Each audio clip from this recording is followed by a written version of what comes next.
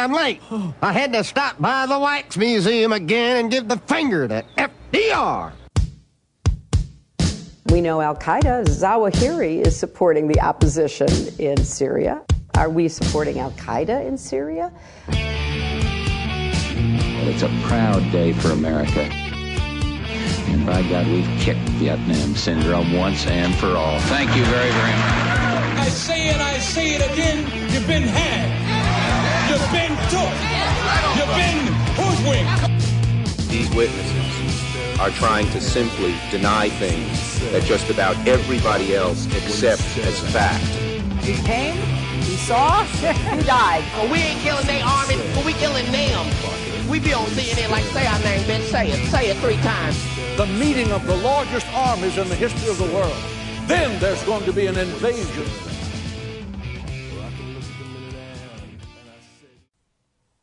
All right, you guys, introducing Jeremy R. Hammond from Foreign Policy Journal. That's foreignpolicyjournal.com.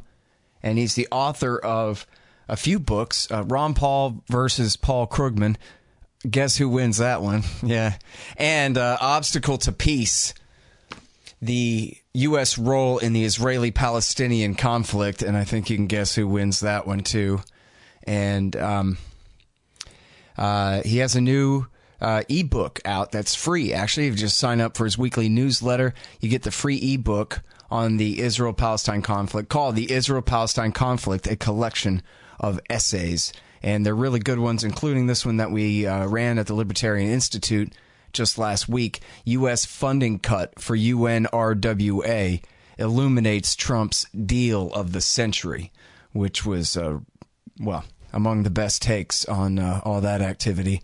And maybe we'll end up talking about that at the end of this interview. But anyways, welcome to the show. How you doing, Jeremy? Good. Glad to be on. It's an honor. Very good. Happy to talk to you again. And listen, so let me start off by telling you just what a great job you did on this thing. It's such an important book, as you have Noam Chomsky and others saying in the endorsements here. And, you know, talk about a meticulous researcher. He knows one when he sees one. And this is really the book I've been waiting for a long time to read. And I quit my turkey habit.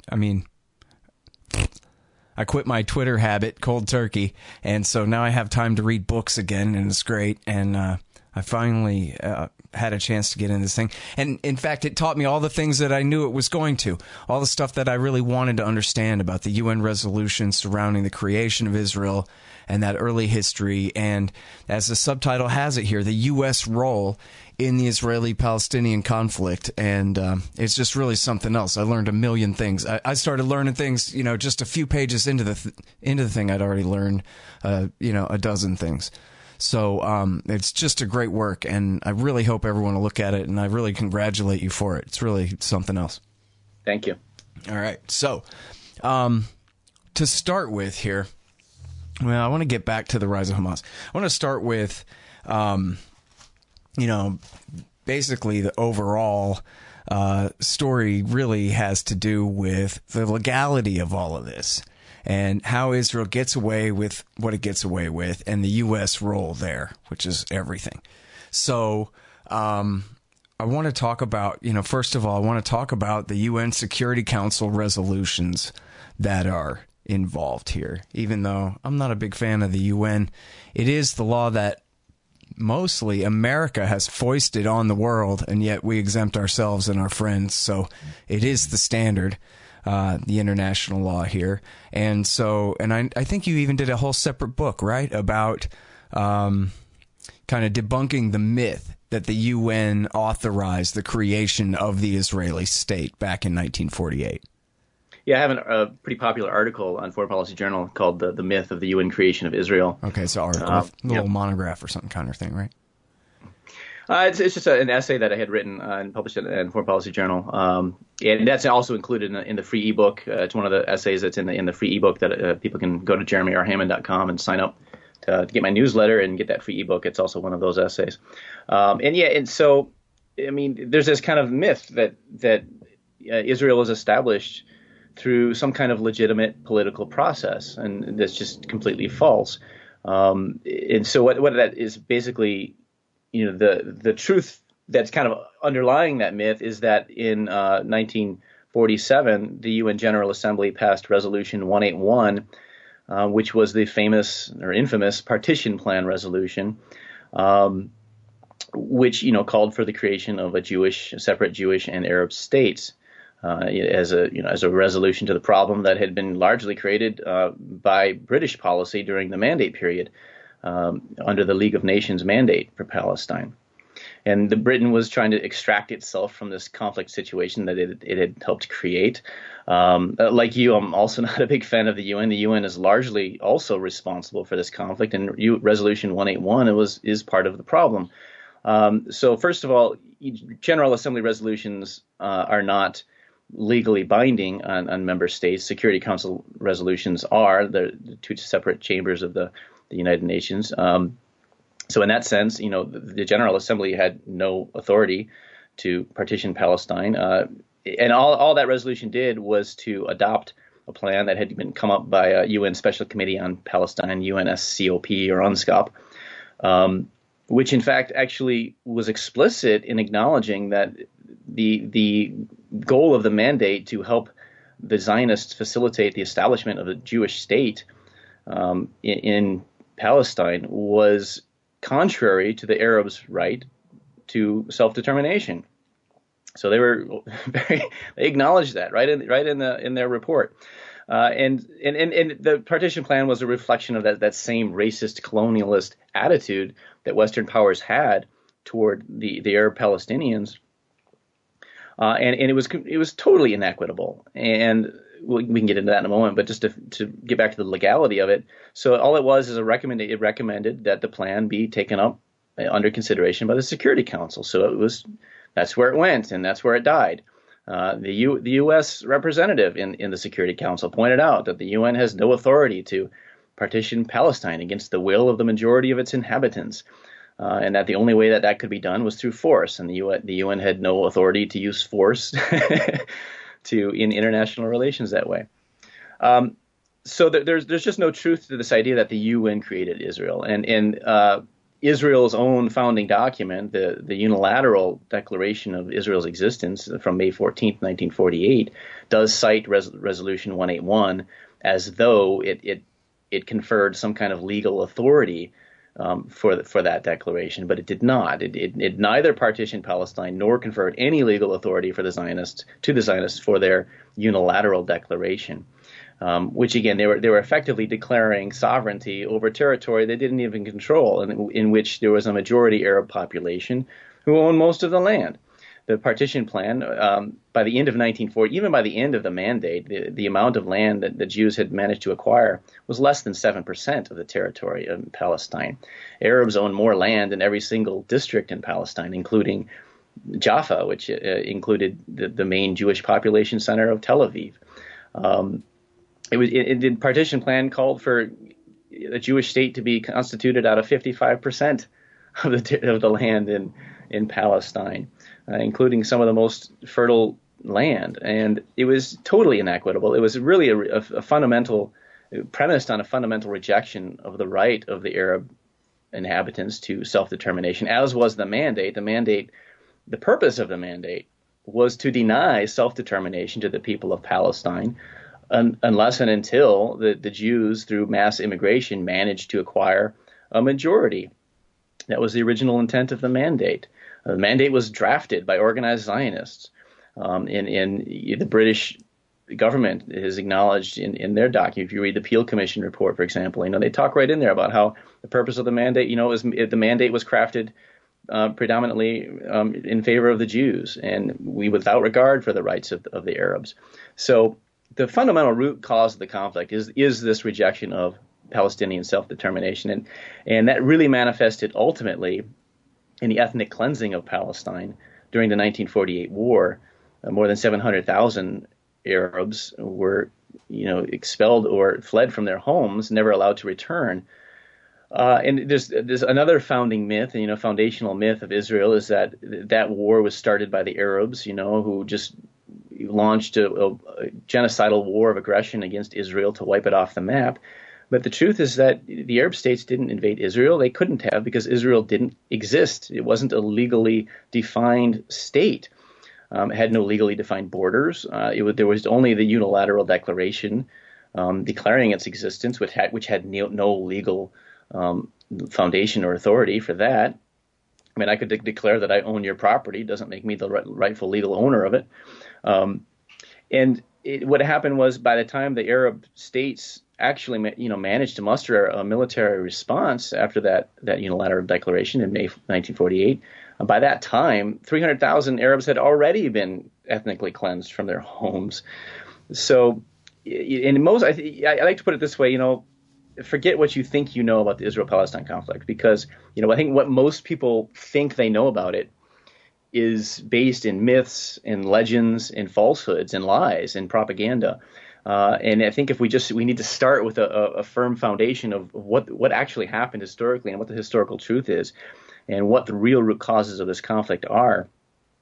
And from that point, once we kind of understand the root causes, then it's easier to kind of understand why it persists today and what can be done then, in order to try to move forward toward a just resolution.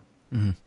All right, now, I don't think you really go into too much detail in the book about Truman's recognition of the state of Israel then on behalf of the United States, but you do talk about the manner in which the United Nations then turned around and recognized this state. Not that they had authorized the creation of it, as you talked about, but that then they recognized it and admitted them to the UN almost immediately and, as you put it in the book, illegally. Yes, because there are certain requirements for states to become a member of the United Nations. And Israel just didn't meet those requirements, even though the United Nations admitted it as a member.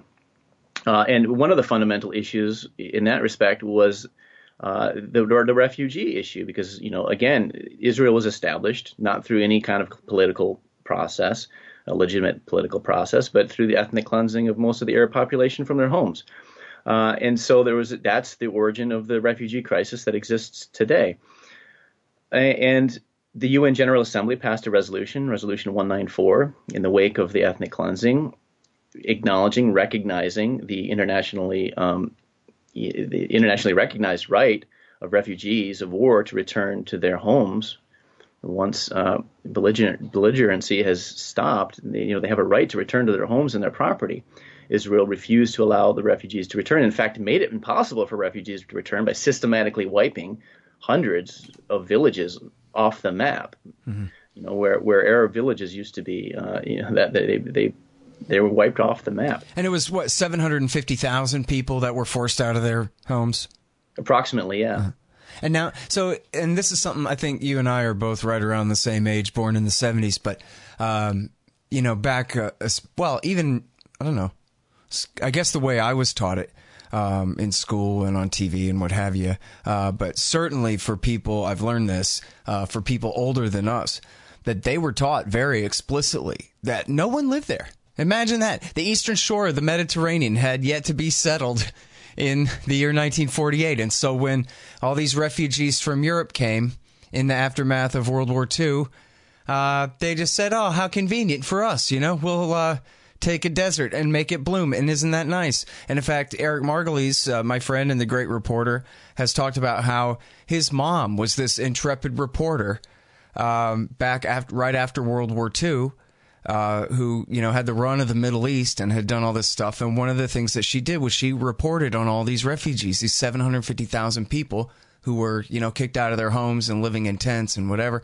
And she was threatened, and he was threatened. He was a little boy, and they threatened to kill him. It was, I guess, Jewish Defense League types and whatever. This was the biggest deal in the world, that she was letting this secret out, because it was a big deal to try to pretend that this was a land without people. There is no Nakba, right? Mm-hmm. Even though by the time you've written this book, you can spend the whole time citing Israeli revisionist historians about how all of this took place, very mainstream ones, admitting far after the fact what really happened here. But is that your understanding as well, that it was really a major point for them to pretend that these people didn't even exist in the first place? Yeah, that was part of Zionist propaganda, very early on. I mean, well prior to the existence of Israel, that was, it is interesting. I forget which, I think it was the Shaw Commission report. I forget which British report it was, actually pointed out, how this was a very common talking point, of Zionist propaganda in the 30s, or maybe it was the 20s.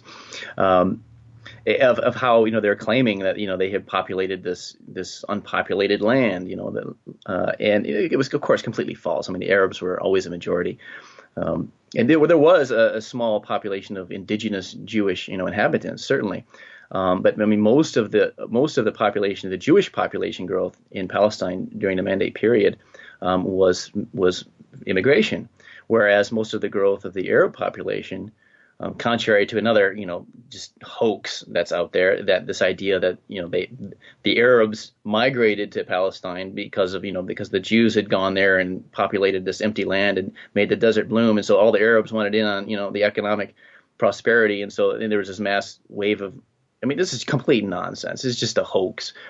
Joan Peters wrote a book claiming from time immemorial, claiming this. It's just nonsense. You can go back and, the census data, it's just not even, again, there's all these myths, and you read it all the time if you're on Twitter or wherever, and people are saying these things, and it's just nonsense. Well, and in fact, I think Sheldon Richman taught me recently that Norman Finkelstein got his PhD, and his thesis was based on debunking that book and showing how she had just lied about every little piece of her statistics and so-called data points. None of her footnotes said what she said they said, and this kind of thing. And that exactly. was That's his exactly first right. big work on that in the 80s.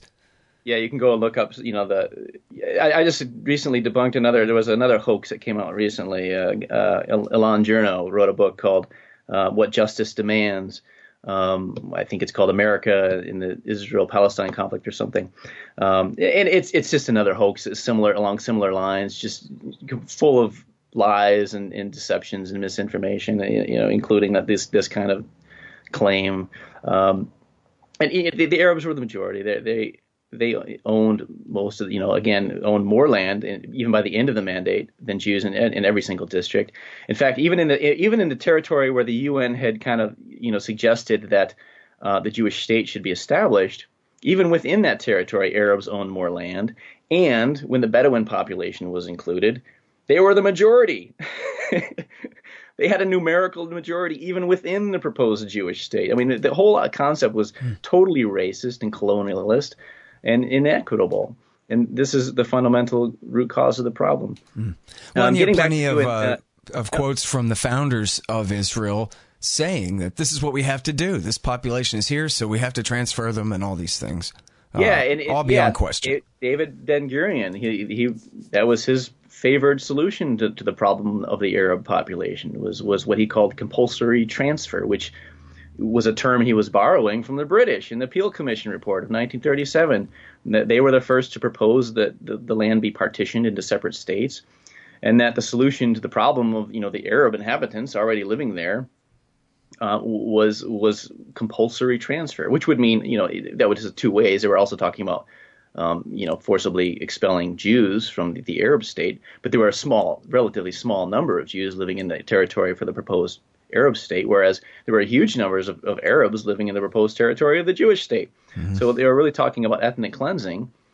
And this was, what David Ben-Gurion described as his favorite solution to the problem of the Arab population was compulsory transfer, which is exactly what ended up happening. That's exactly how Israel came into being. Like you mentioned, you can read Israeli historians. Benny Morris, he once in an interview acknowledged that without the expulsion of 700,000 Arabs, the state of Israel couldn't have come into existence. All right, now and then go ahead. Yeah, well, I was just going to come back to that point about the UN admission. So there was this kind of expectation.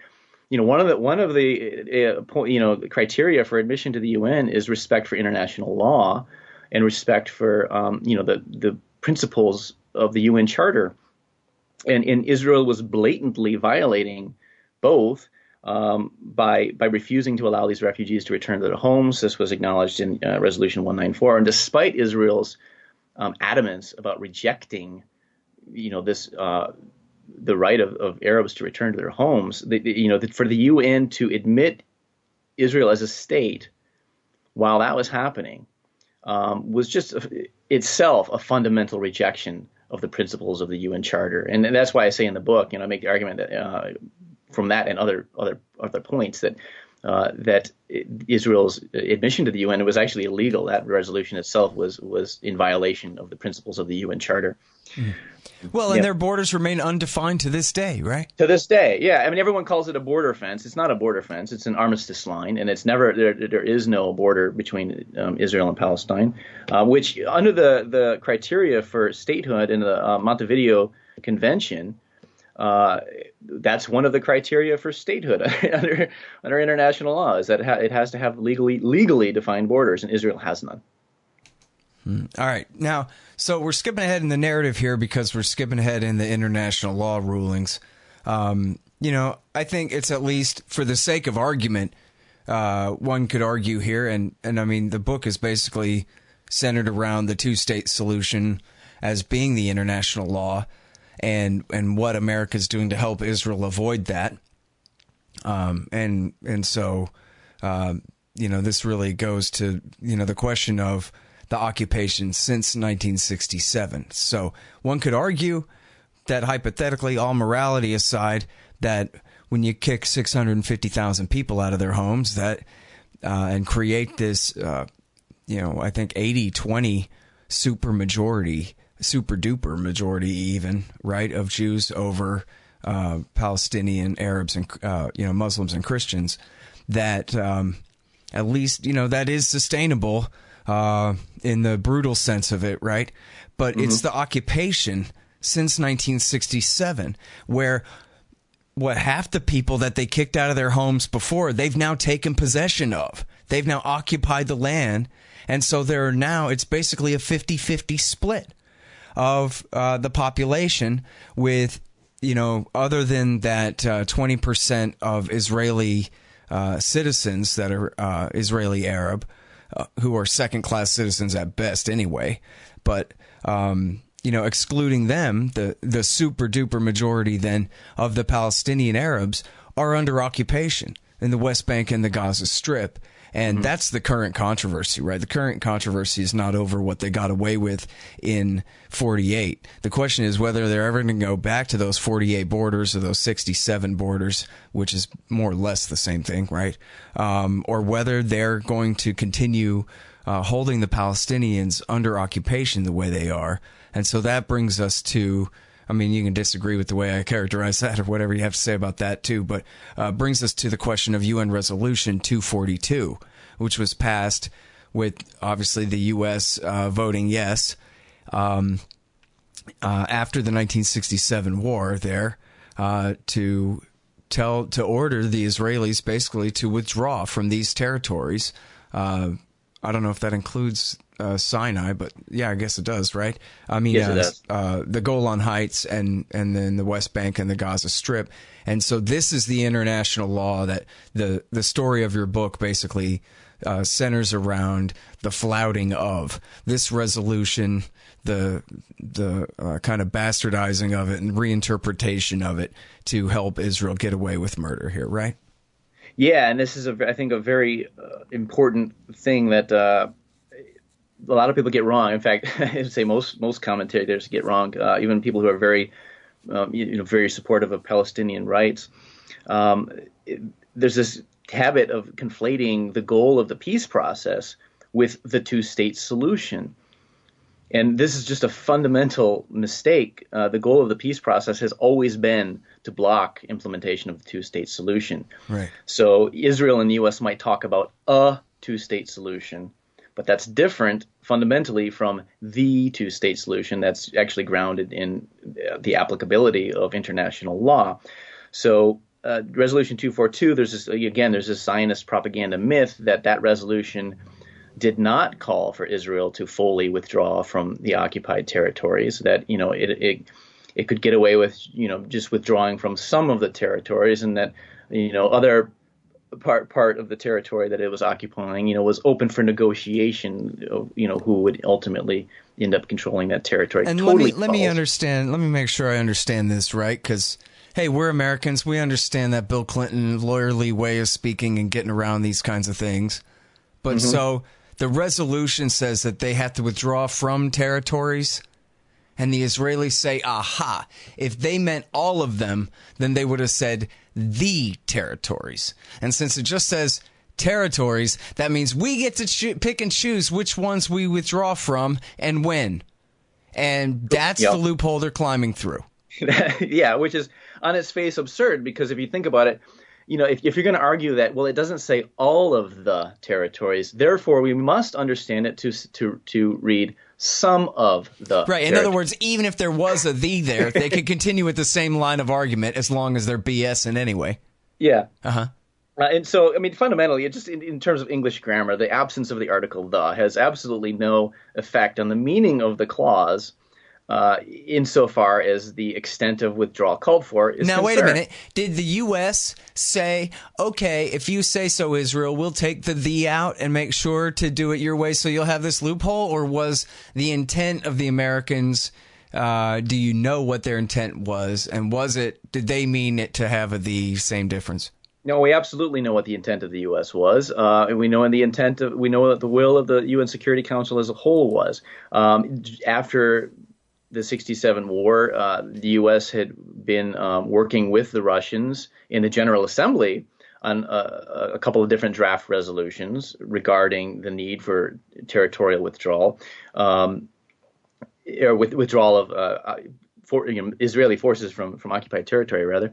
And they were explicit. The actual wording of those draft resolutions included, language like, withdrawal to the armistice lines, which is synonymous with sometimes you hear it called the 1949 armistice lines, sometimes it's called the 1967 lines, sometimes it's called the green line because that's the color they drew it on the map. Those are all the same thing. And the U.S., of course, was supportive of that in principle. The Resolution 242, right in the preambular section, states that it emphasizes the principle that it's inadmissible to acquire territory by war. Well, that principle of international law is completely incompatible with their absurd, Israeli interpretation of this resolution.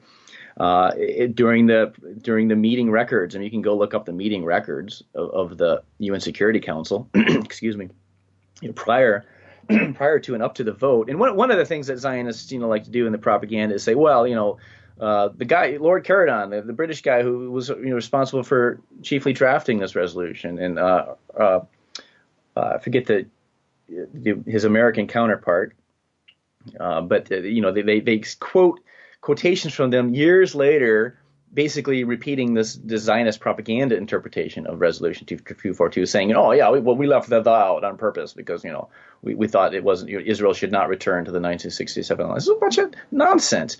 The relevant documentary record is the record leading up to it and until the vote. And that documentary record at the UN, you can go through and read it. And the UN was unanimous that the meaning of the resolution was that Israel had to withdraw to the pre-June 5th, 1967 lines. It was just And what about when? Did it say now? Immediately. Or because the way they interpret it, the other side of it is that, well, only after they're done capitulating to our ever-lengthening list of demands that we'll never acknowledge. Yeah, this comes down to an absurd interpretation that the idea that the Palestinians would have to negotiate with the occupying power over how much of their own territory, they can keep for a state of their own. It's absurd. It's totally incompatible with the principles of the UN Charter and international law. They don't, in the UN Resolution 242, they don't use the word immediately. But it's clear that, that this was what international law required. That there was no legitimate reason for Israel to remain as occupying power. Although, of course, Israel argued that this was legitimate because it was engaged in, immediately after the 1967 war, it began its settlement regime. That's what the occupation regime is all about. It continues to settle illegally, in violation of international law, establish settlements in occupied territories. And so 242 is important to understand that there's the kind of the popular Zionist interpretation of it, and then there's the reality of what it actually means in terms of international law and the expressed will of the UN Security Council at the time. Mm-hmm.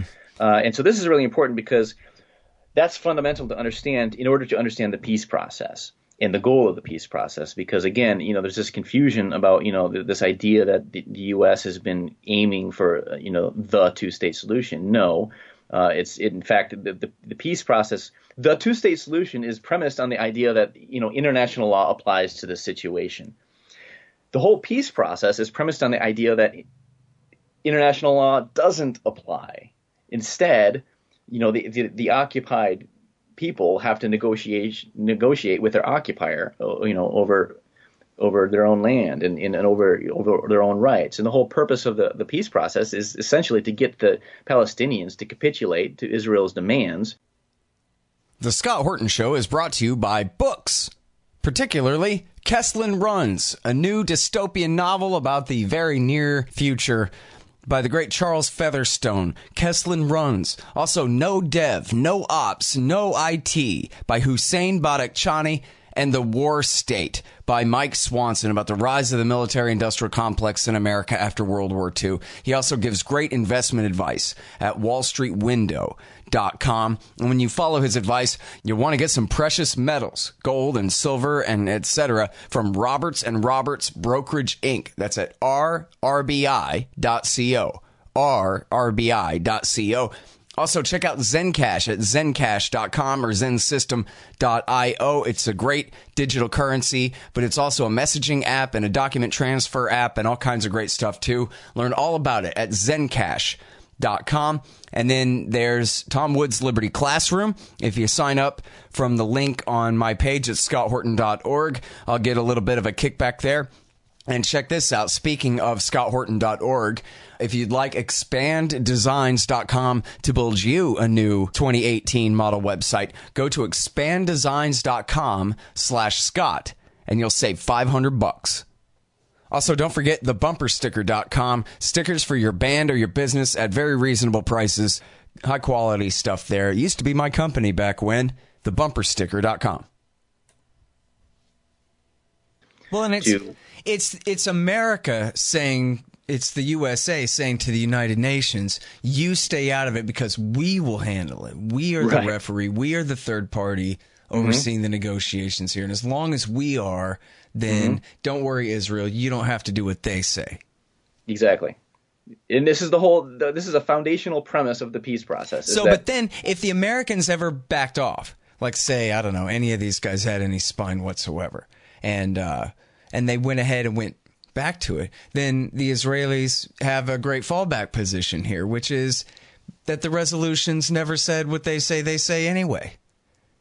Right? And so that's kind of their backup stance. If America ever leaves them high and dry, is they still insist that 242 doesn't say that they have to withdraw, or it does, but it says only from where they want and on their own time. Yeah, and what would settle that is if the question was referred to the International Court of Justice. And there's no doubt about how that would result, what the outcome of that would be if that was to happen. The Palestinian Authority could do that. The Palestinian Authority, since 2012, Palestine has been recognized by the UN as a state, which has given it access to international institutions like the ICJ, the International Court of Justice, and the International Criminal Court, the ICC. The PA has been hesitant and hasn't really moved toward doing those things, which would be enormously beneficial for the Palestinians because, they have international law on their side. It's as simple as that. So this is also important to understand the role of the PA because the Palestinian Authority was established under the Oslo Accords. The Oslo, when we talk about the peace process, we're talking about the Oslo peace process. And the purpose of the PA under the Oslo Accords was essentially to serve as Israel's collaborator in enforcing its occupation regime. This is the function that the PA has served and continues to serve today. So it's easier to understand why the PA has been so reluctant to move toward, like taking action. Like let's have that question put before the ICJ. Let's resolve that. What was the intent and meaning of 242? And that could be easily resolved.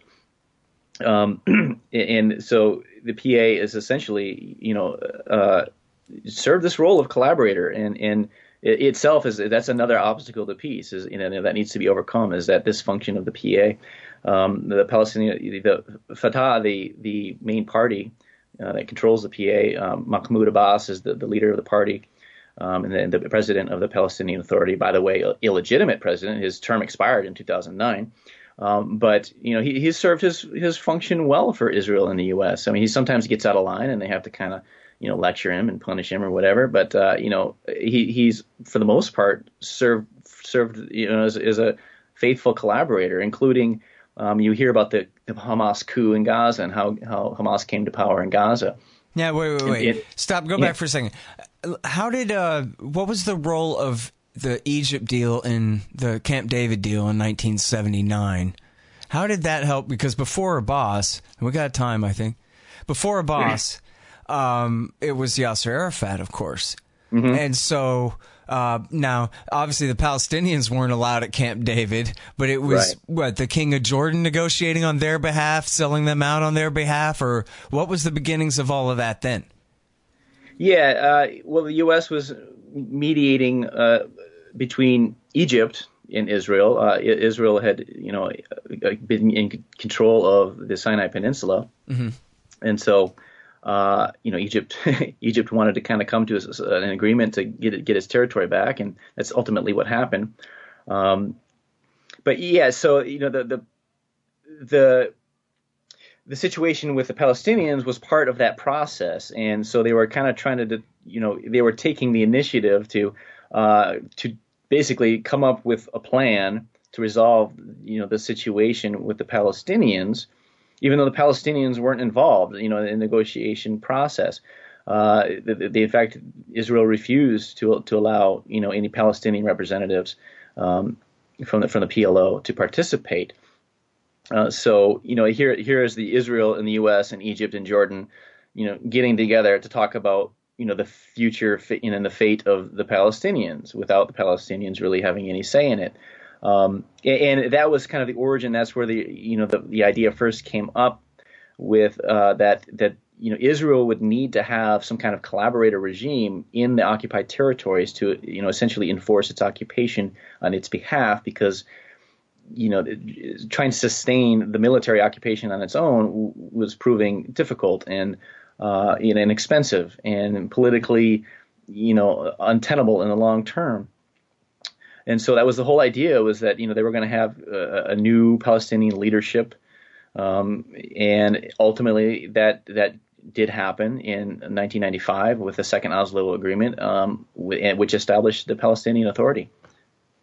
Mm-hmm. And now you have this great quote from Nathan Sharansky, noted democracy promoter, saying, and I think approvingly, I'm not exactly sure of the context, I think you probably know better, that the purpose of Oslo is to create, quote, a strong Palestinian dictatorship in the occupied territories to keep the Palestinians under control.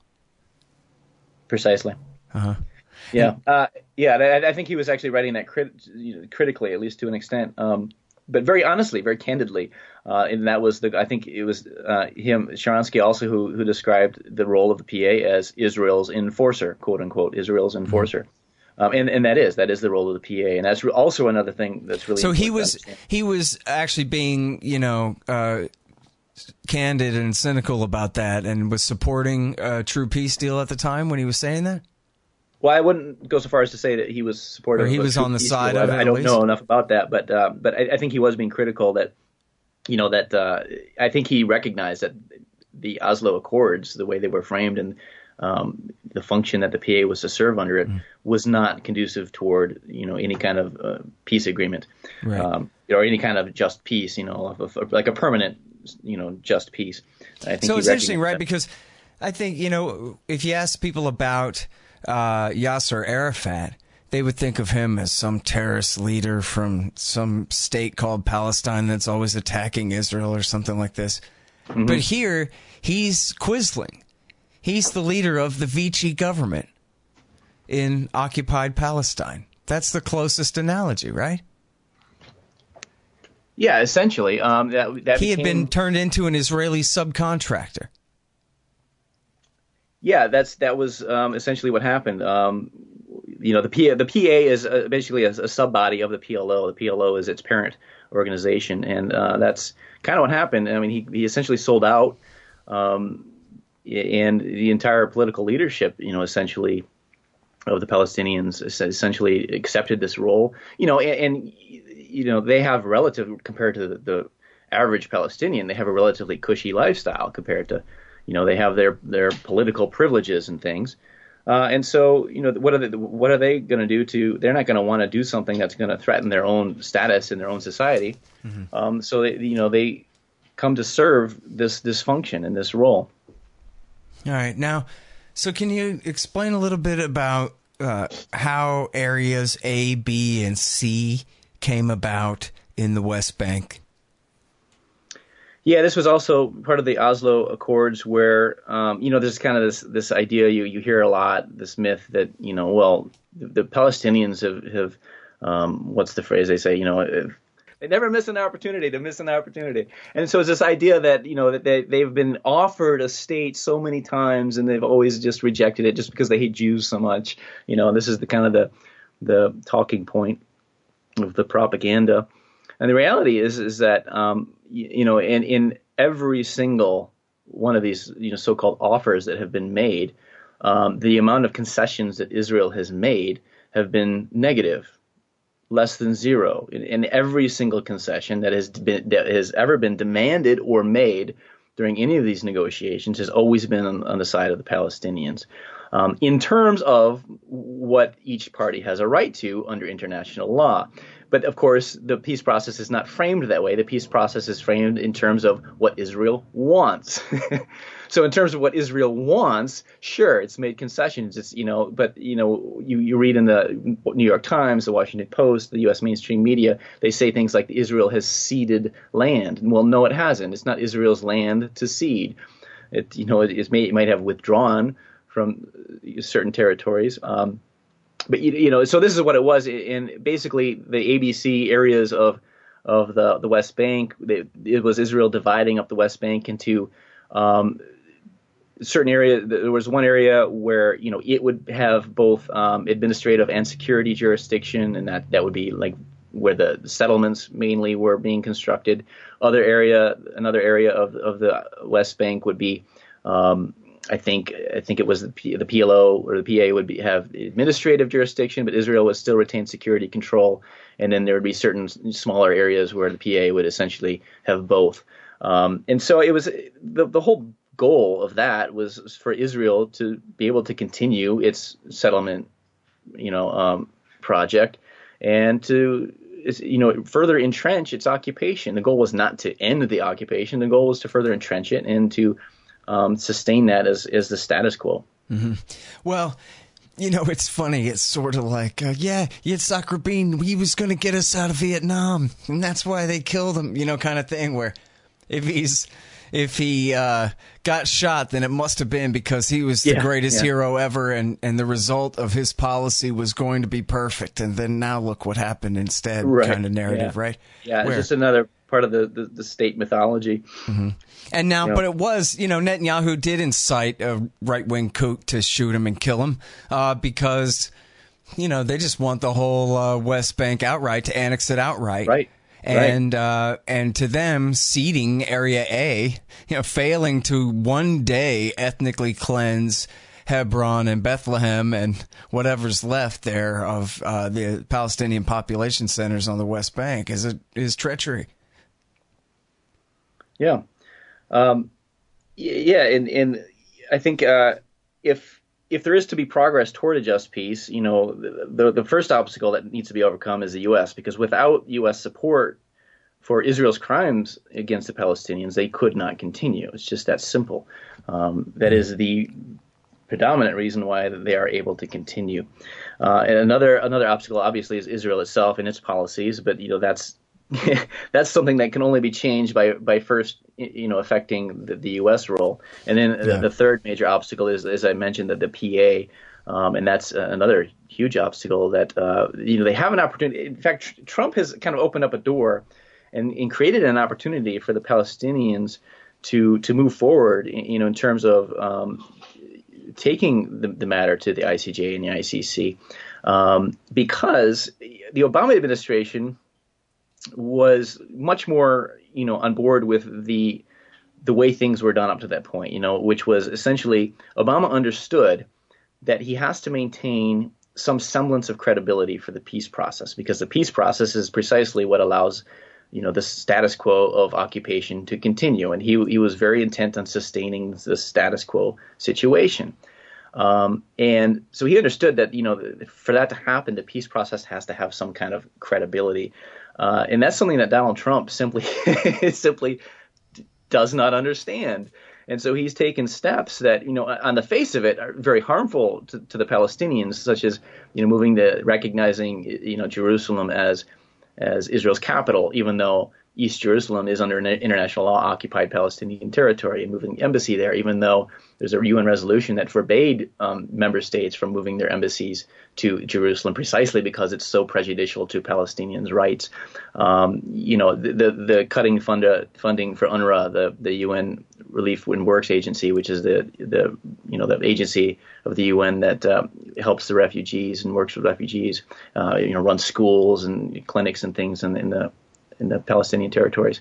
All these steps that he's taken are so blatantly prejudicial against the Palestinians in support of Israel's goals, that there's no chance for negotiations to be restarted, under the peace process. There's just no chance for that, and that presents an opportunity because Obama was very clever about always making it seem, at least kind of like creating this perception that the Palestinians were at least partly to blame for the absence of negotiations.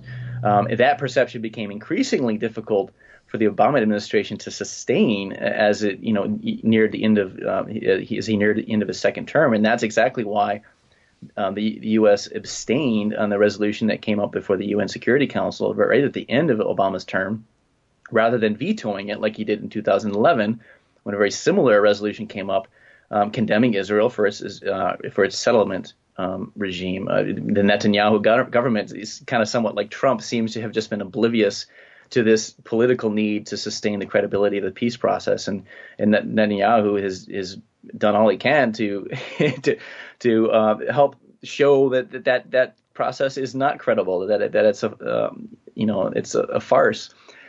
Which is actually, in the long run, that's a good thing for the Palestinians, because it opens up the door for them. It makes it politically feasible for them to actually pursue things, to go to the UN. When the Palestinian leadership was trying to go to the UN to get recognition of statehood, the U.S. of course opposed that.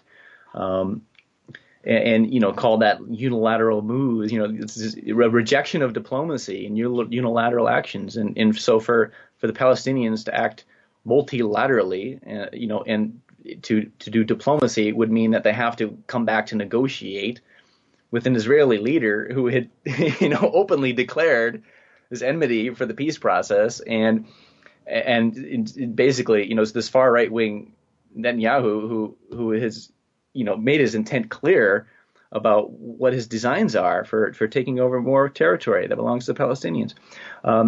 So I think there's actually an opportunity under the Trump administration for progress to be made, but it has to be recognized, and the opportunity has to be seized.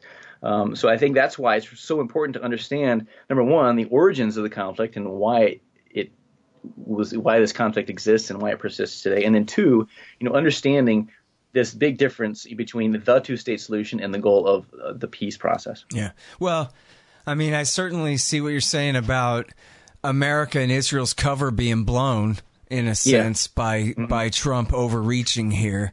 But then, assuming that the Palestinians go for it the way you say, it'll be a major test of what difference does it make if the global world empire, the enforcer of all these international laws, says they don't apply, they don't really apply. So I guess they could get, a better, more specific resolution someday than 242 out of in the form of a court ruling, an international court ruling, something like that. But what do you think could happen then?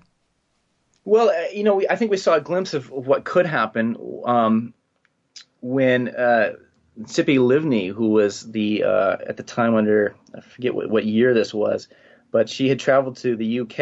I think she was the foreign minister at the time, the Israeli foreign minister, and she traveled to the UK and was arrested for war crimes. This was after Operation Cast Lead, 2000. This must have been 2009 because it was right after Operation Cast Lead, I think, which was December 27th, 2008, into January 18th, 2009, 22-day full-scale military assault on the Gaza Strip.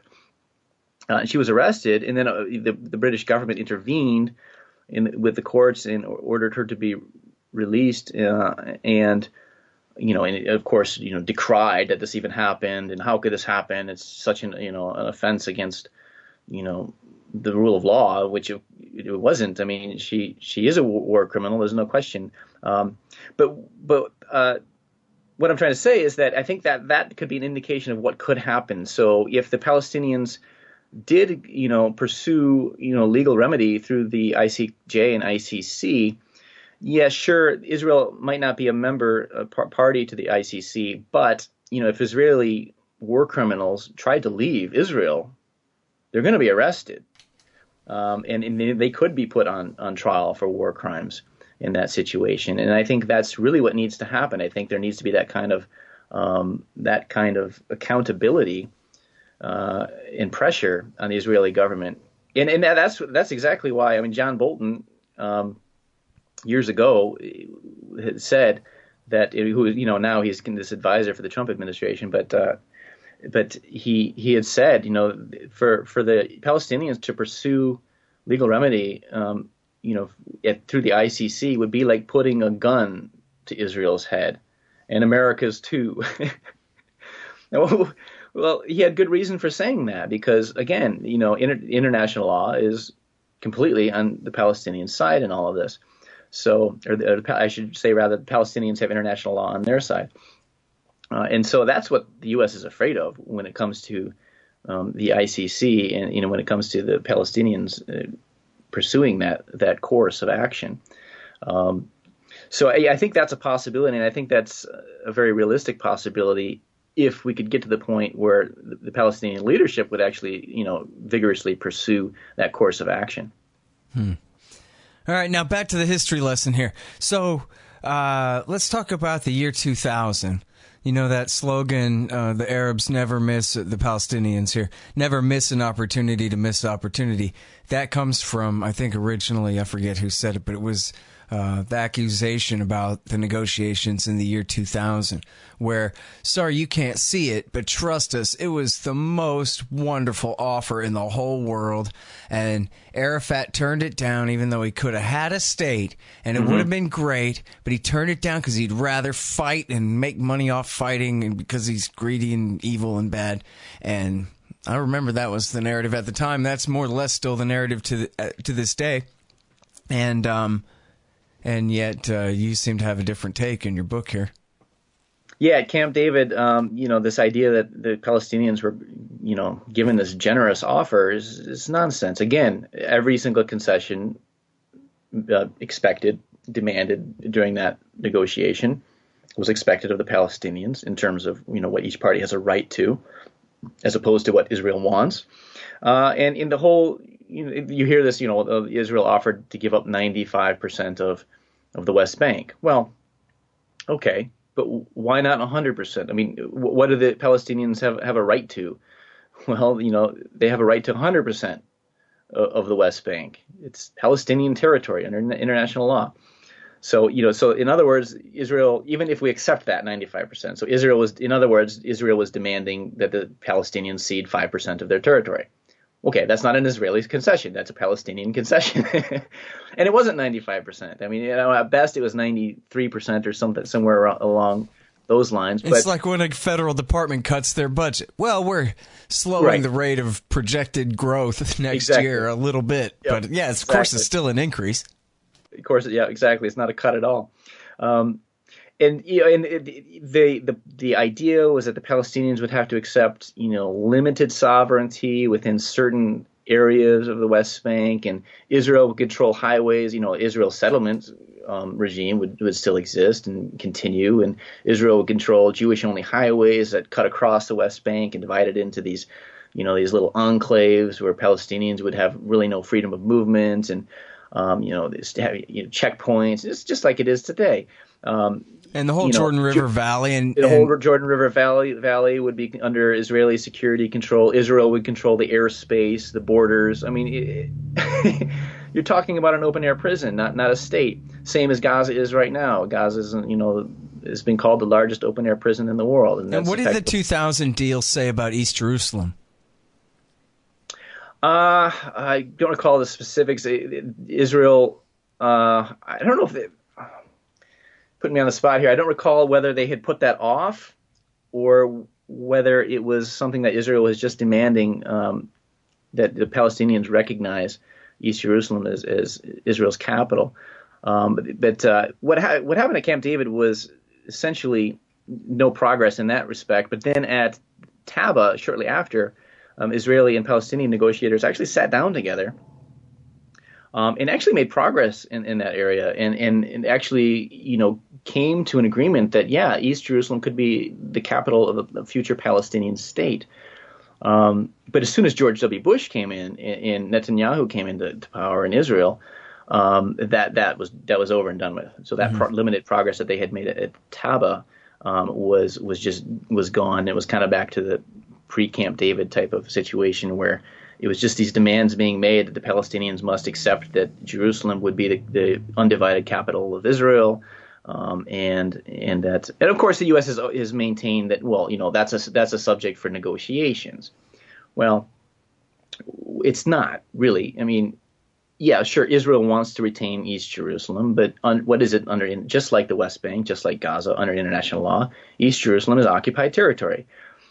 So why didn't the Palestinians need to negotiate about that? I mean, they're just being forced to negotiate away their rights, and that's the whole purpose of the peace process, is to essentially to force them to surrender their rights, their right of return. I mean, the demand that the Palestinians must recognize Israel as a Jewish state, not just recognize Israel. The PLO recognized Israel in 1988, but when it also accepted the two-state solution, and Resolution 242 is a basis for a final solution.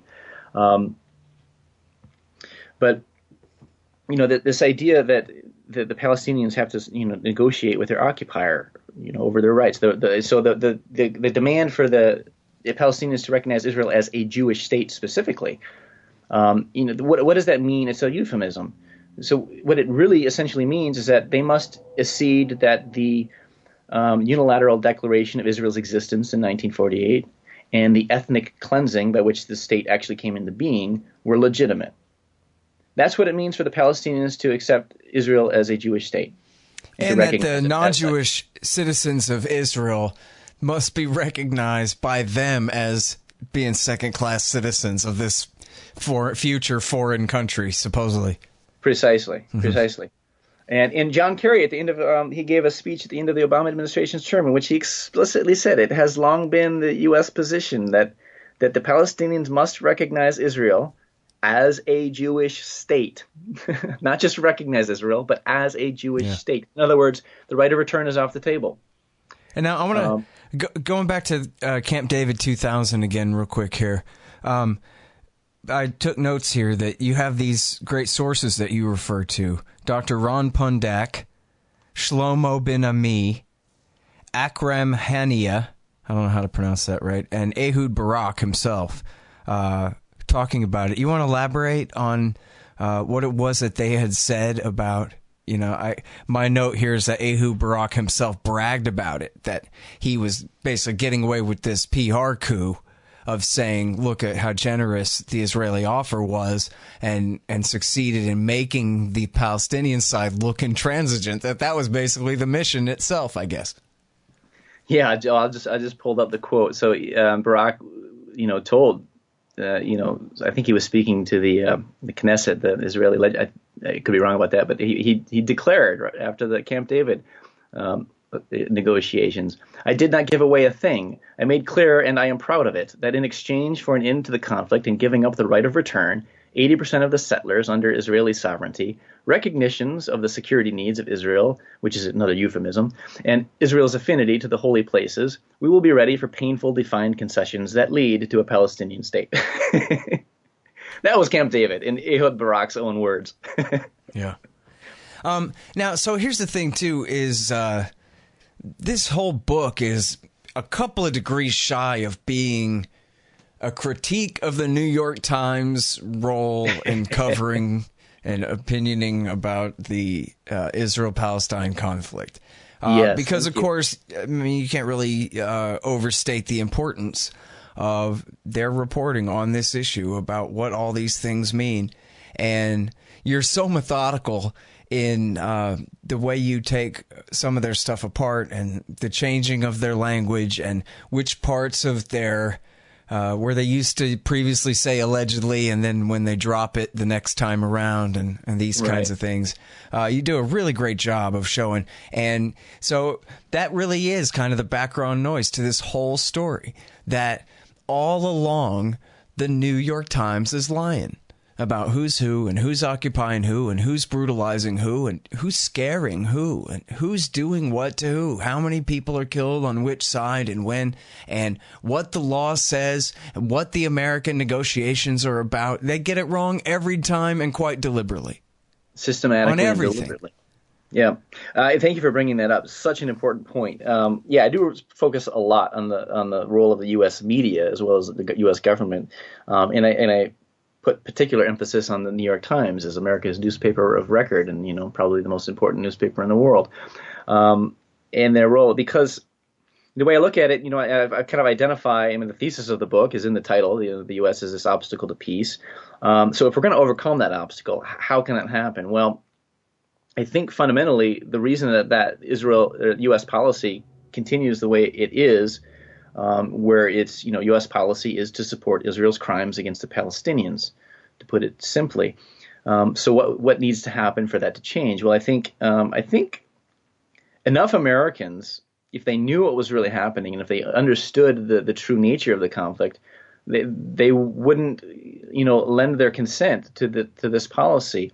And so that's where the role of the media comes in, because the media serves, as Edward Herman and Noam Chomsky, explained in their book Manufacturing Consent, in describing the role of the mainstream media and the corporate media in the U.S. as, manufacturing consent for government policies.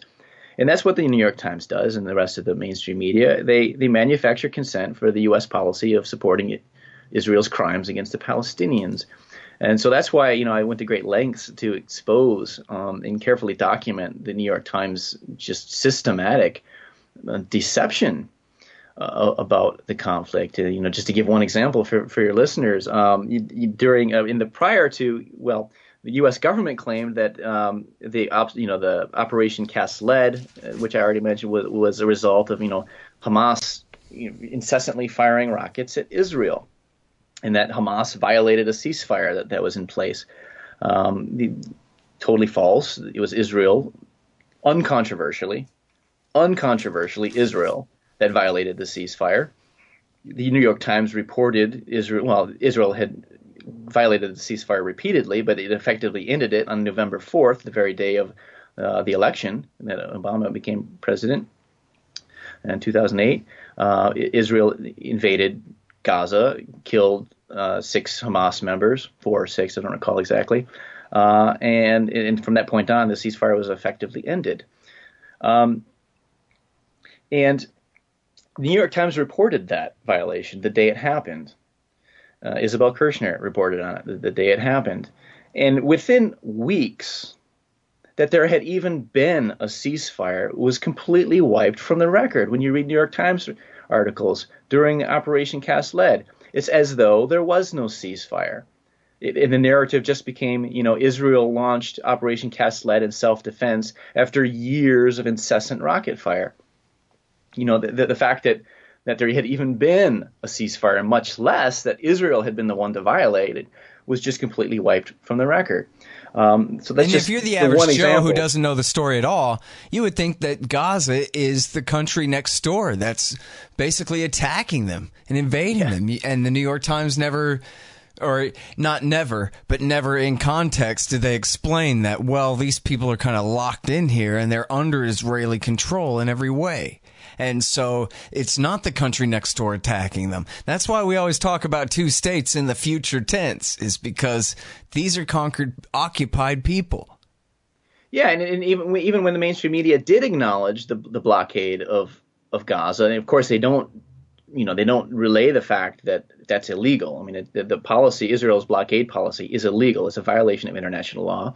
It's a policy of collectively punishing the entire civilian population of Gaza for the crime of having Hamas as their governing authority. That's explicit. Israeli officials were explicit that was the purpose of the blockade. Of course, the media never, relayed that information, and we know that. I mean, we know that from Israeli officials. We know that from the U.S. State Department. There was a cable from the embassy in Tel Aviv to Condoleezza Rice at the time, who was Secretary of State, stating that, Israeli officials are telling us that, that the purpose of the blockade is to keep, essentially to keep, Gaza on the verge of a total humanitarian crisis without quite pushing it over the edge. This was the purpose of the blockade. Of course, the media never explains that. Never, again, like you said, never put that whole operation into context of this is the blockade.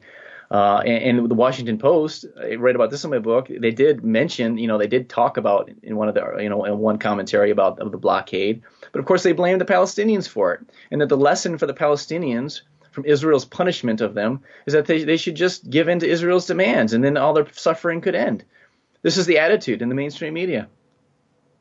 Yeah, constantly. And always, in such high tones as though they have the monopoly on defining what's reasonable about all of this, too. And it really is amazing. And, of course, you talk about this, it sounds like the kind of thing that a liar might accuse them of or something. But you have family members. I think, the NYT Jerusalem bureau chief, his son joins the IDF, and then his replacement, she has family in the IDF as well, or in the Israeli government somewhere. Yeah, no, her husband, well, that's Isabel Kirshner again, the same reporter who had reported on Israel's November 4th violation of the ceasefire. Her husband worked for Israeli, his business was Israeli propaganda. He worked for a PR agency. I think her son was also in the IDF. Ethan Bronner is the other reporter you're thinking of, whose son was in the IDF. And think about that. And these were the two leading reporters in the New York Times. Well, what's the opposite of that? Like you take a couple of guys from Gaza City, another from Hebron, and you ask them to do it. How do you think the reaction to that would be?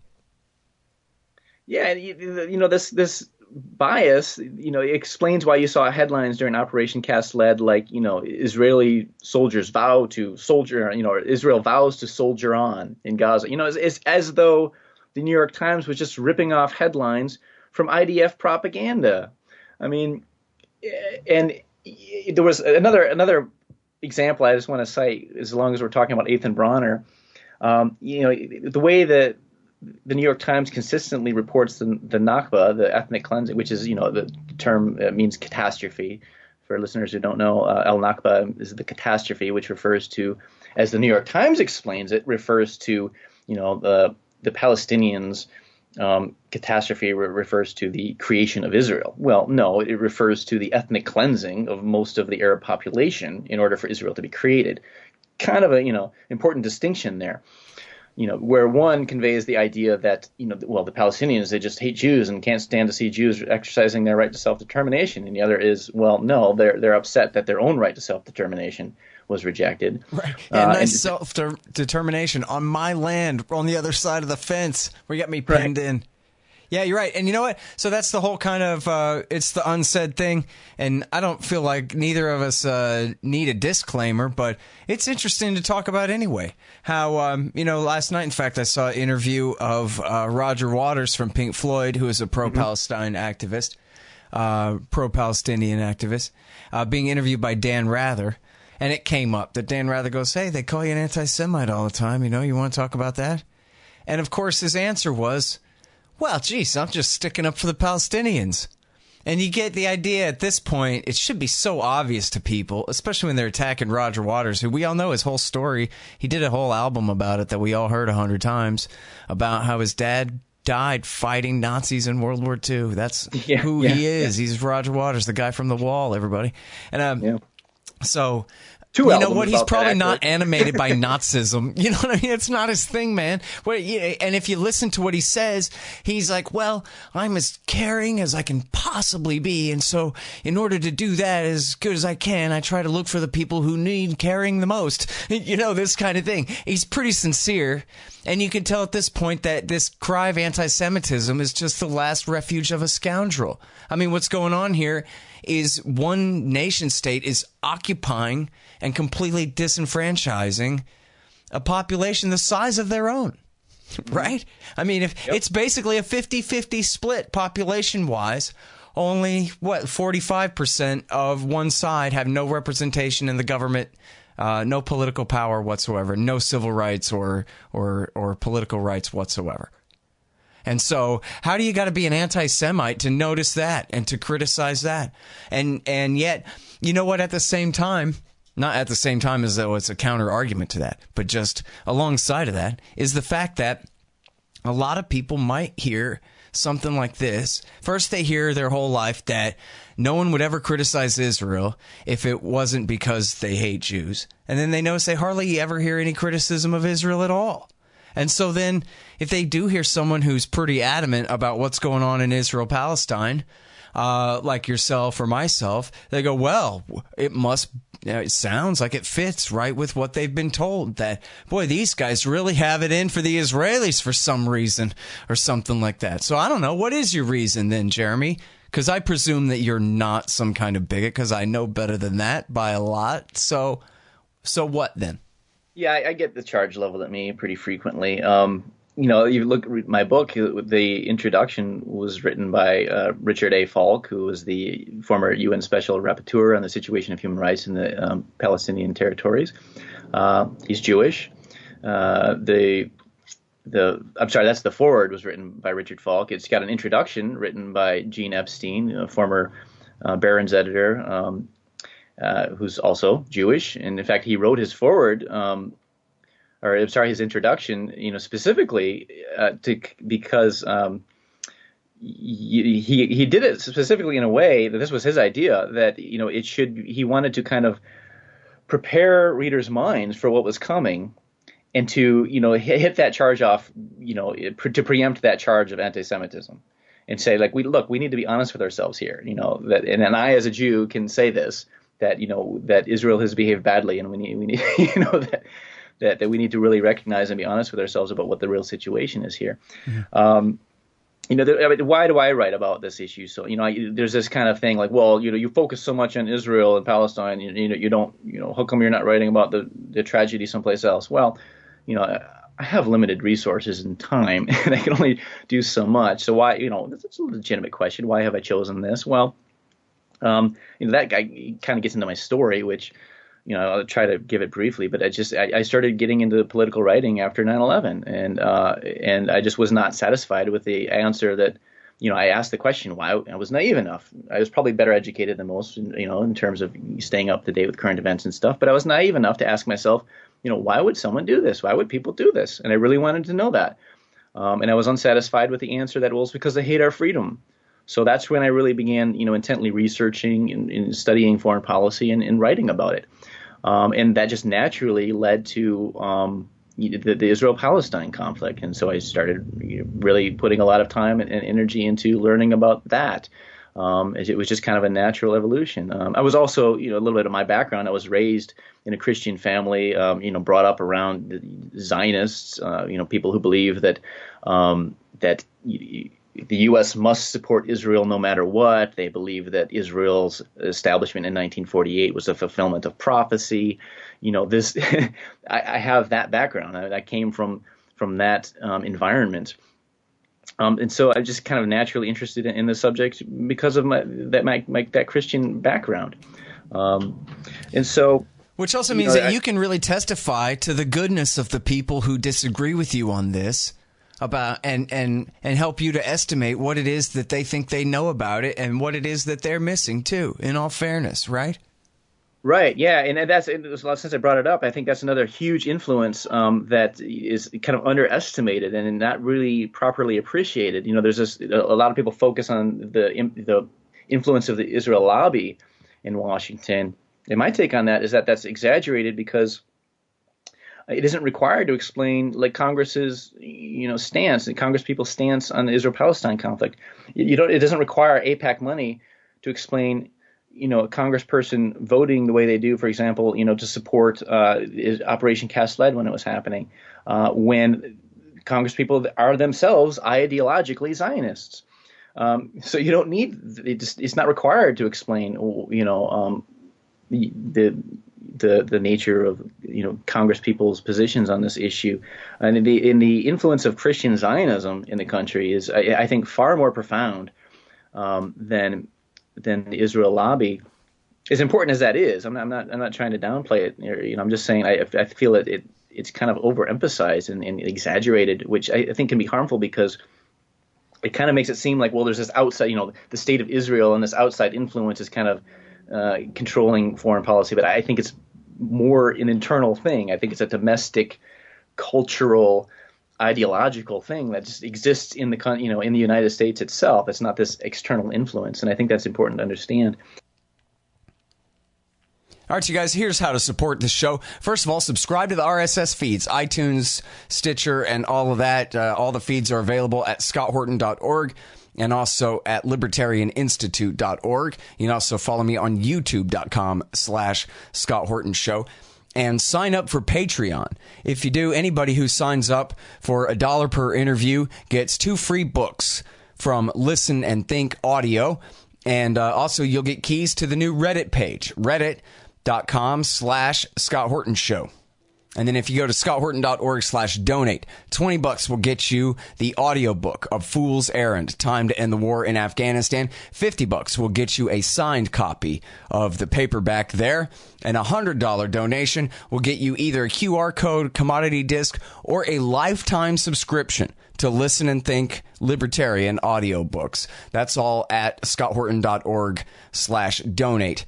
And also anybody donating $5 or more per month there. If you already are, or if you sign up now, you'll get keys to that new Reddit group as well. Already got about 50 people in there, and it's turning out pretty good. Again, that's reddit.com/Scott Horton Show. If you're already donating or you're a new donor, just email me, scott@scotthorton.org, and I'll get you the keys there. And hey, do me a favor, give me a good review on iTunes or Stitcher, or if you liked the book, on Amazon.com, and the audiobook is also on iTunes, and sure would appreciate that. And listen, if you want to submit articles to the Libertarian Institute, please do, and they don't have to be about foreign policy. My email address is scott@scotthorton.org. Well, in your experience, I think, and I think Grant Smith's polls showed this too, that most people, and I assume the same Christians that you're talking about, but I don't know exactly how the polls broke that down if they tried at all. But anyway, most Americans don't understand the truth of what's going on here at all. That's why you had to write this giant book to explain it. Right. Because, I wonder about those same people that you're talking about, the Christian Zionists, especially where the politics really are very deeply mixed up in their religious beliefs about the future end times and all this kind of thing, whether they really understand just how unfair the Israeli persecution of the Palestinians is. That if this is the kind of thing that, are you sure that this is what Jesus wants? In other words, you know what I mean? You might. Right. I wonder if you think that, because in other words, well, look, all the time they don't ever show on TV, here's a map. Even, I was flipping through the channels on the Daily Show, and Trevor Noah he did show finally a map of here's Israel and here's the West Bank and Gaza highlighted a different color. But then he talks about them as though they're separate countries at war, right? And then flip a coin, and on the other side of it, they'll just show it like it's one country, and then you don't know where these Palestinians are, hovering on a base in the air or what, Yeah. But they never break it down. They never explain it. In fact, they explained it once on MSNBC in December 2016 when Obama abstained at the UN resolution. And so MSNBC explained what was going on. That was their one chance to take the Palestinian side, or not even, just take the truth side for a minute. But it just echoed in the vastness of the silence on any other event like that in the history of cable news television, where, hey, look, everybody, here's basically where the Jews' only roads are, and here are these little Bantu stands in the occupied territory here. That never happens ever, except that one time. Yeah. Even if you watch PBS NewsHour, I watch PBS NewsHour, they just assume you already know what you need to know about it, at least. They never go into it. Yeah, and it reminds me of an example I was trying to get to earlier. I was bringing up the Nakba and Ethan Bronner, and the point I was going to get to there was just another example of that, of the media's role in just deceiving people and not educating them about this was, how the New York Times consistently reported on what the Nakba was. And in saying, well, the refugee problem was a result of a war, started by the Arabs in 1948. And there was actually somebody who wrote in to the New York Times to ask, well, how come you don't explain that by that time 300,000 Arabs had already been expelled from the territory that became Israel before the Arab armies entered the picture? How come you don't? How is that not relevant? How come you don't explain that? Mm-hmm. And the public editor actually replied to that letter, and their explanation was, well, there's just isn't enough space. Yeah, they can bring it up to misrepresent it, but that's all, though. So in my book, I actually took the exact number of words that Ethan Bronner had written that paragraph in, and I rewrote it using the exact same number of words to explain the same thing that he's saying about the origin of the refugee crisis, but acknowledging that it wasn't just a consequence, unfortunate consequence of a war started by the Arabs. No, but that by that time 300,000 Arabs had already been ethnically cleansed. Exact same number of words. Right. And then getting to the point you made about public opinion, I think there's certain kinds of people. There are those people out there who just worship Israel, and they have this faith in Israel, this worship of the state. And no matter what the facts are, that's just going to be their position and their attitude about it, and they just couldn't care less about the Palestinians' human rights. Yeah. There are those people. Sure. I think you were kind of hinting at this. That I think most people. This is my belief, and I believe this very strongly, or I wouldn't have written this book. I believe that most people, if they understood what was really going on, they would not be supportive of what's happening. They would not be okay with the United States government that claims to represent them supporting these crimes against these people who are just have suffered for so long under such an oppressive occupation regime. They lost their homes, they lost their homeland, and now they're living under an occupation regime that is so oppressive, and they have no freedom. In Gaza, I mean, the malnutrition, people, the poverty, the unemployment, this is all a consequence of this occupation regime. And just, as a human being, I would love to see other human beings, realize their potential. And the Palestinians are such an amazing people in terms of their resilience and, just the way they, it's really staggering, what they're able to accomplish, and there was a World Bank report, I think it was, that I read about, the effect of the blockade on Gaza. And they were talking in there about how the Palestinians in Gaza were actually managing to rebuild, even though Israel was blocking construction materials and stuff from entering the Strip. And but just through their own ingenuity and amazing resourcefulness. And so, I think most people, if they really understood the nature of the conflict, I don't think that they would be supportive of what's happening to the Palestinians, of what Israel and the U.S. government are doing to the Palestinians. And that's really what I wrote my book for, is, because I believe that if people understand, I think we can affect a paradigm shift in which it becomes no longer politically tenable for the U.S. to sustain this policy. And I think that once that begins to shift, we'll start seeing progress toward a resolution. And I should make another final point. You brought up, or I guess you didn't bring it up, but it kind of hinted at it that the way you kind of described, that there's this territory of Israel and there's the 50-50 split, West Bank and Gaza Strip. And, there's a big movement right now for a single state solution. Mm-hmm. So I'd like to kind of just state my position on that. I mean, I'm all in favor let me mention one thing real quick, just about the question of American support and whether dissent, has to do with anti-Semitism, whether anti-Semitism has anything to do with this. And I just wanted to point out that, and you're talking about North American critics like yourself and myself too, but going back to the Palestinians on this, there's this great new movie, I'm sure you've seen it, by Max Blumenthal and Dan Cohen, called Killing Gaza, about the 2014 war. And it's just interviews of Palestinians, like they walked around the Gaza Strip and put a camera in somebody's face and said, hey, man, so what do you think about what's going on here? It was that kind of thing. And nobody said anything about Jew this at all, Jew this or that, or the Jews or those Jews or anything like that. It was simply, the Israelis, or the IDF, and then everything that they said, nothing that they said was about like, Allah says I must destroy the Zionist thing. It was all just about, hey, this is my property. They sounded just like any American would sound. This is my property. You're trespassing, and I will resist you because, right? You could have translated it into any language in the world. And so without stating it, that's not even the point. I mean, they don't talk about that at all. Like, that's not what the movie's about. Well, but it just shows you how there's no Islamic fundamentalism and there's no anti-Semitism really kind of involved in their equation at all. That's not what's going on here. It's simply a matter of the people in the prison. It's like Attica. Rockefeller's on the outside and the rioters on the inside. That's all.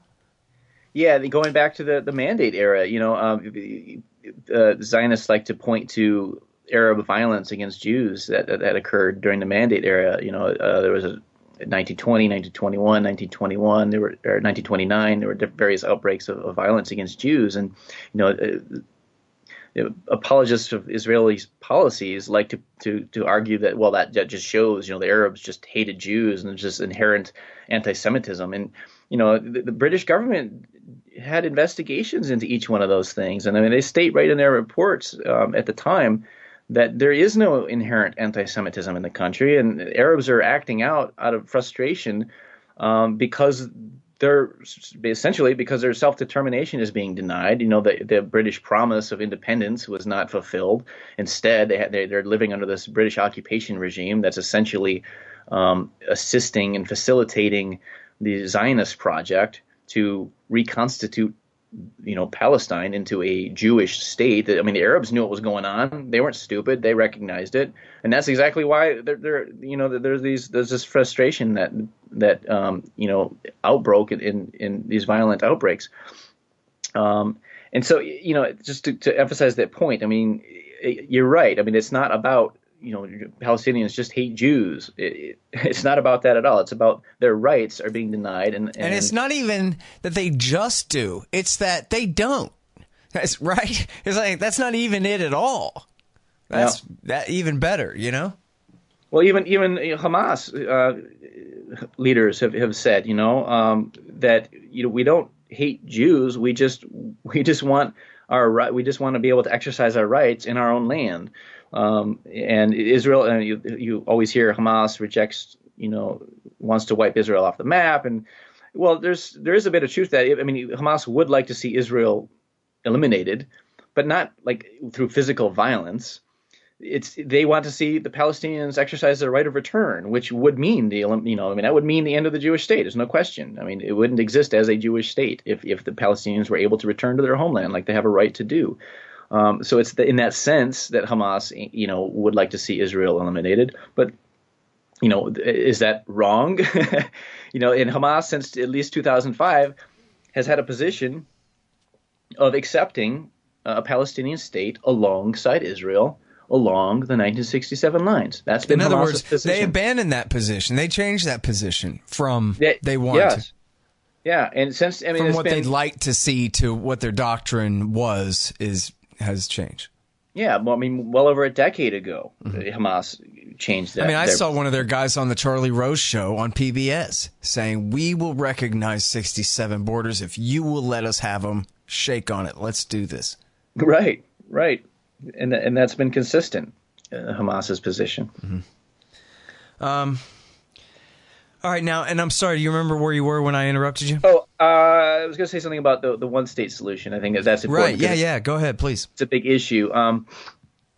So I just kind of want to, and you got a great segue there, right? Because you're talking about the right of return, and that would, destroy the Jewish state such as it is. Right. So I guess the question is whether, if the Israelis won't let there be a two-state solution, where the Palestinians could at least have their measly 22% of what's left of Palestine, then they're going to end up losing the whole thing because I don't think they want to share, right? They don't. That's kind of what we're talking about here. Yeah, and I think this kind of idea that the single democratic state rather than the two-state solution is the ideal outcome, and I agree that a single democratic state would be the more ideal solution. The question is, how do we get there?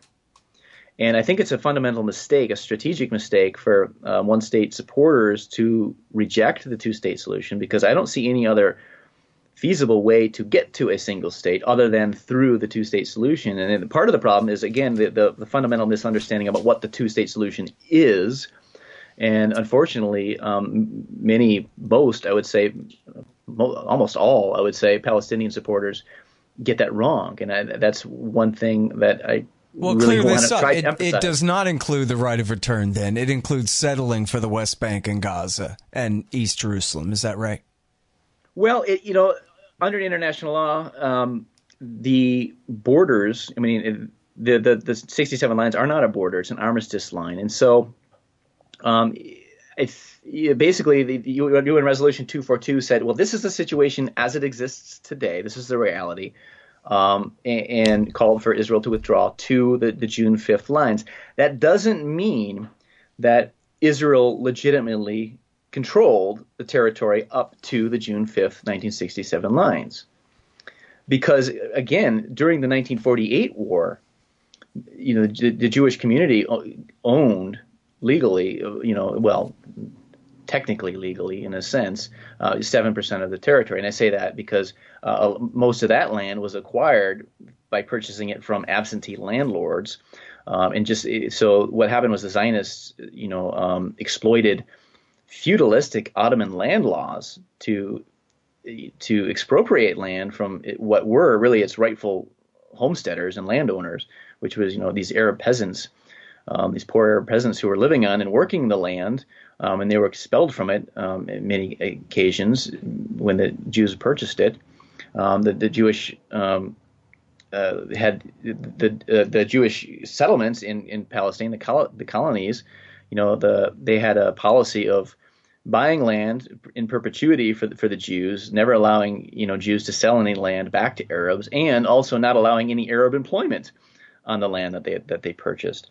And so, anyhow, to get back to the present, there's this idea that this one state can happen, and I don't really see any way to get to it without first going to the two-state solution, which isn't necessarily to say that, okay, Israel's establishment, up to the 67 lines, Israel's territorial control, up to the 67 lines is legitimate, and that everything that happened up, for Israel to be created is legitimate. That's not what the two-state solution. That's not what Resolution 242 is saying. It's just saying that was the situation in 1967. that certainly, at a minimum, Israel must withdraw to those lines. And then, of course, it did call for negotiations. It said obviously there need to be some kind of process for a border to be established, and that would be a step. But then there's the issue of the right of return, and under international law, I mean, this is one thing that people get wrong. That I think they think that if the two-state solution was to be realized, if that was to be implemented, it would mean the loss of the right of return, and it doesn't mean that. And I think this is really important to understand, because the Palestinians would then, if we were able to achieve that two-state solution, which essentially, think of it this way: implementing the two-state solution just means ending the occupation. That's what it means. So if we can end the occupation, then the Palestinians would have more political leverage to be able to then pursue a remedy for the refugee situation. And pursue remedy by working toward recognition of their right to return to their homeland. And I don't see them being able to. That's just not going to happen unless they actually, unless the two-state solution is first implemented. So I don't see the two-state solution as necessarily the end game here. I do support it because I think that that's the path forward toward what I agree is the better solution. Ultimately, the more just solution is for Jews and Arabs lived peacefully together during the Mandate period until the Zionists came along and were came to steal the Arabs' land from them.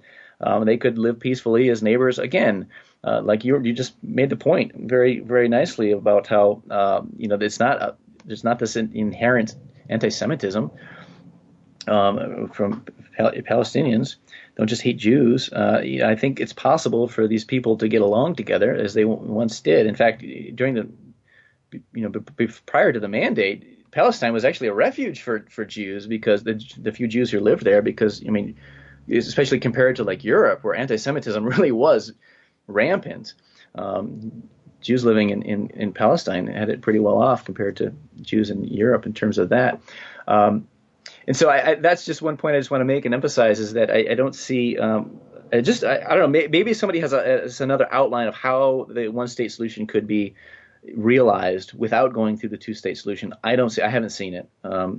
So that's one point I really want to emphasize. Well, I think in your book you talk about how at one of these points it was Bill Clinton's point of view that, look, if you let them have the West Bank and the Gaza Strip and let them be prosperous and independent under obviously some kind of restricted way, but not in this completely ridiculous way, then, and you let, Palestinian refugees in Jordan and Syria and wherever else come home to a rich, prosperous, free Gaza Strip or West Bank, then, maybe they'll settle for that. It seemed like that actually made a lot of sense. Not that I'm saying it's fair, because obviously it's not fair, but if you take 48 as a fait accompli just for how long ago it was or something, that seems to make sense and be sustainable as opposed to the current situation. Yeah, I mean, I think it's an excellent point. That reminds me of, again, that the book, I've just written an ebook pretty recently, early this year, Debunking the Hoax I was talking about by Alain Journo.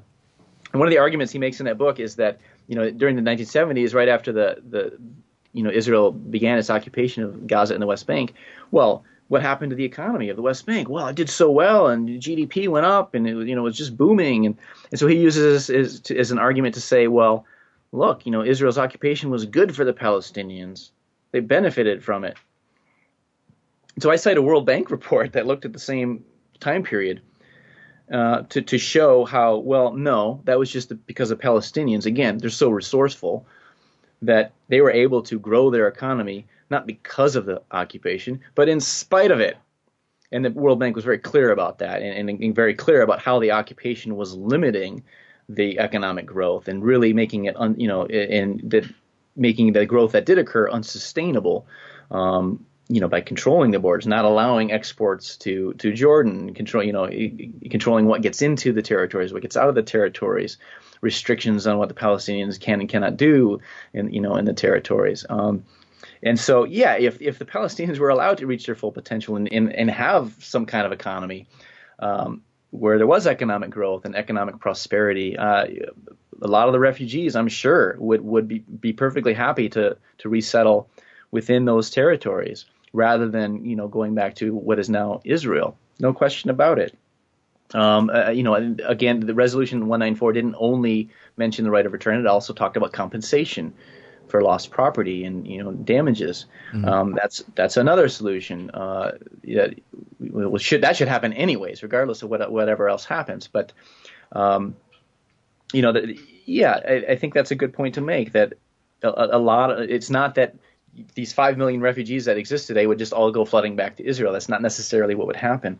I think a lot of them would end up just living happily in the West Bank in Gaza because, if there was an economy there and they could prosper there, why not? So, it's interesting because every week up until very recently, we used to run, not every single week, but pretty much, the articles of Yuri Avnery, the great Israeli peace activist who recently died at age 94 or something. He was a former Knesset member, fought in the 48 war, and more or less was a two-state guy ever since then. And he basically always knew better than every dumb and wrong thing the Israeli state has done this whole time, right up until 3 weeks ago. And so, his articles are really something. But so there's this whole I picture Doc Brown from Back to the Future 2, where he's got two parallel dimensions.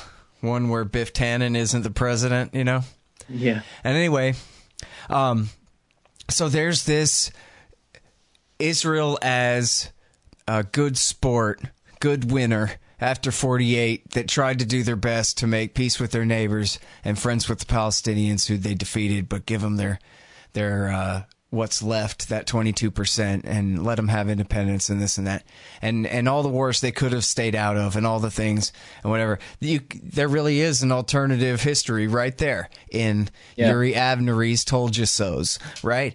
And yet, so as Ramsey Baroud, I brought that up to Ramsey Baroud too about what about settling for 22%, something like that, And his thing is, but see, what happened instead is the reality. And so what happened instead is the reality of Zionism, that the project of ever being fair and cutting the Palestinians loose to have their own thing and whatever, that was never in the cards. This has been the Likud doctrine all along, more or less. And nobody knows exactly how it's supposed to shake out, but hell or high water, that West Bank is going to belong to them, and the Palestinians are going to somehow no longer be a problem at some point, and they're just biding their time until America gets in a war with China so they can do it while nobody's looking or something. And that, I don't know, he didn't say all that part, but just the part about conquering all of Palestine one way or the other, hell or high water, that is the reality. And that's the aim. I'm sorry? Yep. Yeah. No, I'm saying that's the aim. That's correct. Yeah. And they'll never settle for anything less. Yeah. Yep. All right, now, go ahead. I think I agree with that. I mean, I think that's correct. That's the position of Netanyahu and his Likud party. That's their vision, and so they just want to. I mean, it works in their favor if the status quo can be maintained for as long as possible. That's what the peace process was all about. Mm-hmm. And now, Donald Trump is essentially trying to force, a solution down the Palestinians' throats by, he's trying to take, Jerusalem off the table, which he can do whatever he wants. He's not going to take it off the table because it still remains under international law, occupied Palestinian territory. I mean, it still remains under UN resolution security councils that the U.S.'s embassy shouldn't even be there. I mean, that violates the UN Charter because that Security Council resolution is binding on the U.S. as a party to the UN Charter. And under the U.S. Constitution, the UN Charter is the supreme law of the land as an international treaty. All treaties signed are the supreme law of the land. And so he's violating the Constitution as well by doing that. And he's just trying to, he's trying to take the right of, that's the whole purpose of cutting funding to the UN, the RWA, is to essentially, he's trying to,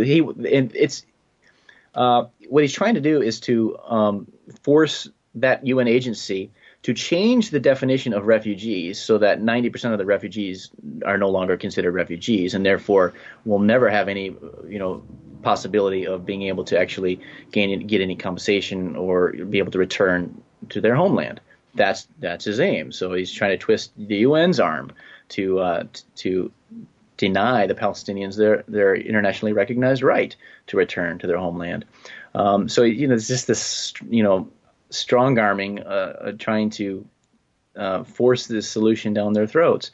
So of course, I'm sure Netanyahu is loving this, but I think in the long run, I don't think it's going to work the way Trump probably intends. I don't think that I can tell you the Palestinians aren't going to surrender to that. I mean, they're just too resilient, and they've been struggling this long for their rights, and they're not going to just give up now because of Donald Trump. So I think there is an opportunity, for the world to move forward toward a just peace right now, actually as a consequence of what's happened under Trump. And I just hope that the opportunity is recognized. But I've enjoyed this discussion, and it's been an honor to speak with you and swap knowledge and have this talk. Yeah, absolutely. And so there you go. We'll leave everybody hanging and wanting more. So they'll have to read the book, because there's great write-ups there about cast lead and all about the so-called disengagement from the Gaza Strip by Ariel Sharon, and all of the Obama BS. And it's really great. It's Obstacle to Peace, the U.S. Role in the Israeli-Palestinian Conflict. And I should mention the book's website is www.obstacletopeace.com. You can pick up my book there. Of course, it's available on Amazon, but if you buy it directly from me, we can cut out the middleman, and it helps me out. And you have a whole other, I see now on Amazon that you got a half a dozen books here all about this, right? Yeah, I do have a few on the Israel-Palestine conflict. Another one is The Rejection of Palestinian Self-Determination, which focuses on the Mandate era. And then there's that one I did called Exposing a Zionist Hoax, how Ilan Journal's What Justice Demand deceives readers about the Israel-Palestine conflict. It's my most recent ebook. It's available as a Kindle or a PDF download. And then I actually have a new package on obstacletopeace.com. You can get all my books for kind of one low price, because by cutting out the middleman, I can pass back some savings to my customers. So, and plus I can send signed copies if you buy it directly from me exclusively. I can send signed copies as well. So, and then just mention my other websites real quick. Again, I mentioned at the beginning, Foreign Policy Journal, so foreignpolicyjournal.com, and also jeremyrhammond.com. Go ahead and go there. Sign up for my newsletter. You can get that free ebook. Featuring 12 of some of my better essays on the Israel-Palestine conflict. So go ahead and sign up for my newsletter and stay updated with my work. All right, right on. Well, thanks very much for coming back on the show, Jeremy. Appreciate it. Thank you. All right, you guys, Jeremy R. Hammond. Again, foreignpolicyjournal.com. All right, y'all, thanks. Find me at libertarianinstitute.org, at scotthorton.org, antiwar.com, and reddit.com/Scott Horton Show. Oh, yeah, and read my book, Fool's Errand, Time to End the War in Afghanistan, at foolserrand.us.